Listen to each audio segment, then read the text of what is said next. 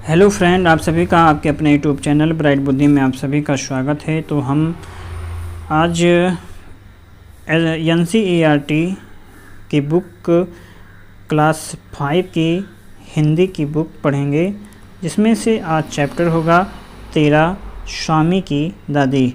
ये KBS exam के लिए काफ़ी इम्पोर्टेंट है, तो आप इन सभी चैप्टर को 1 बाय 1 करके कंप्लीट करेंगे। KBS PRT के लिए बहुत ही महत्वपूर्ण क्लास है। तो जिसमें से स्वामी की दादी पढ़ेंगे। इसमें बैठक और भोजन कक्ष के बीच कम हवादार अंधेरे गलियारे की बंद सी कोठरी में स्वामीनाथन की दादी अपने सारे सामान के साथ रहती थीं। उनका सामान था 5 दरियों, 3 चादरों, 5 तकियों वाला भारी भरकम बिस्तर, पटसन के रेशे का बना एक वर्गाकार बक्सा और लकड़ी का एक छोटा बक्सा जिसमें तांबे के सिक्के, इलायची, लौंग और सुपारी पड़े रहते थे। रात के भोजन के बाद स्वामीनाथन दादी के पास उनकी गोद में सिर रखे लौंग इलायची की गंध भरे वातावरण में अपने को बहुत प्रसन्न और सुरक्षित महसूस कर रहा था। बड़ी प्रसन्नता से भर करके वो बोला, ओह दादी, तुम नहीं जानती राजम कितनी ऊंचाई चीज़ है।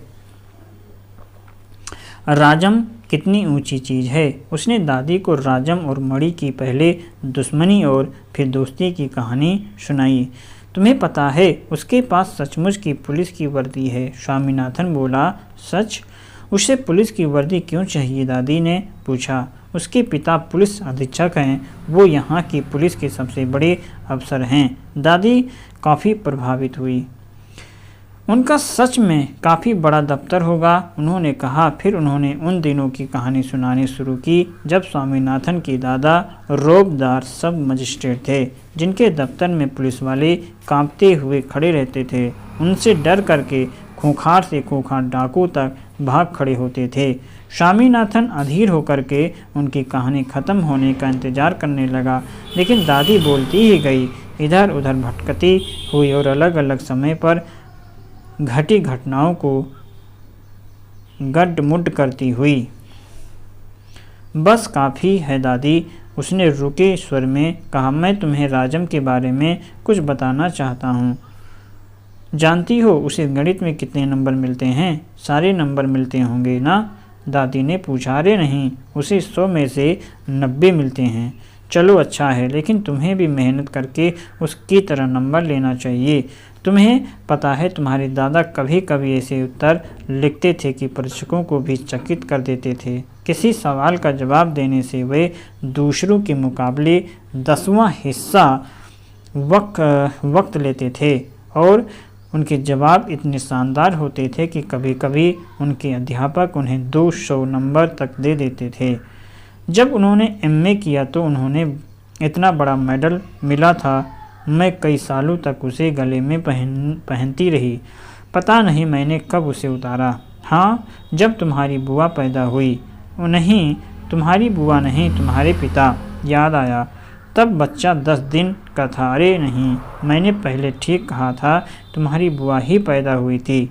पता है वो मेडल अब कहाँ है? मैंने वो तुम्हारी बुआ को दे दिया और उस बेवकूफ़ ने उसे गलवा करके 4 चूड़ियाँ बनवा ली, और वो भी इतनी मामूली सी चूड़ियाँ कि मैं हमेशा कहती रही हूँ कि हमारे परिवार में उस जैसा महामूर्ख कोई नहीं। और अब बस भी करो दादी, तुम बेकार की पुरानी कहानियाँ सुनाती रहती हो। क्या तुम राजम के बारे में नहीं सुनना चाहती? हाँ हाँ बोलो दादी। जब राजम छोटा सा लड़का था तो उसने शेर मारा था। सच? बड़ा बहादुर लड़का है। तुम यह बात मुझे खुश करने के लिए कह रही हो। तुम्हें यकीन नहीं हुआ होगा। स्वामीनाथन ने बड़े उत्साह से कहानी शुरू की। राजम के पिता एक जंगल में डेरा डाले हुए थे। राजम उनके साथ था। अचानक 2 शेर उन पर झपटे और एक ने पीछे से हमला करके पिता को गिरा दिया। दूसरे ने राजम का पीछा किया और राजम एक झाड़ी के पीछे छुप गया और वहीं से गोली चला करके शेर मार डाला। दादी, क्या तुम सो गई? उसने कहानी ख़त्म होने पर पूछा। नहीं बेटा, सुन रही हूँ। अच्छा बताओ, कितने शेर आए थे? दो शेर राजम पर झपटे थे। दादी ने जवाब दिया। स्वामीनाथन दादी के गलत जवाब से चिढ़ गया। मैं तुम्हें इतनी ज़रूरी बातें बता रहा हूँ और तुम नींद में जाने क्या क्या उल जुलूल कल्पना किए जा रही हो। अब मैं तुम्हें कुछ नहीं बताऊंगा। मैं जानता हूँ तुम क्यों ऐसा कर रही हो। तुम राजम को पसंद नहीं करती। नहीं, वो तो बहुत प्यारा लड़का है, दादी ने बड़े विश्वास से कहा। उन्होंने राजम को देखा तक नहीं था। स्वामीनाथन खुश हो गया। दूसरे ही क्षण उसके मन में एक नया संदेह पैदा हुआ। दादी, शायद तुम्हें शेर की कहानी पर विश्वास नहीं हो रहा है। मैं एक एक शब्द पर विश्वास करता हूँ, दादी ने स्वर में मिठास भर करके कहा। स्वामीनाथन को इससे खुशी हुई, लेकिन उसने चेतावनी के तौर पर जोड़ा, जो भी उसे झूठा कहेगा वह उसे गोली मार देगा। दादी ने इसका समर्थन किया और हरिश्चंद्र की कहानी सुनाने की बात कही, जिसने वचन का पालन करने के लिए सिंहासन, पत्नी, बच्चों को खो दिया और अंत में उसे सब कुछ वापस मिल गया। उसने कहानी आधी ही सुनाई थी कि स्वामीनाथन खर्राटे लेने लगा। दादी भी रुक रुक करके बोलने लगी, फिर वो भी सो गई।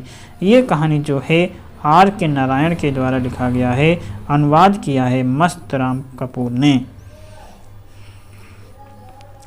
तो इसमें कुछ अभ्यास है और ये कहानी यहीं पर क्या होता है, समाप्त होता है।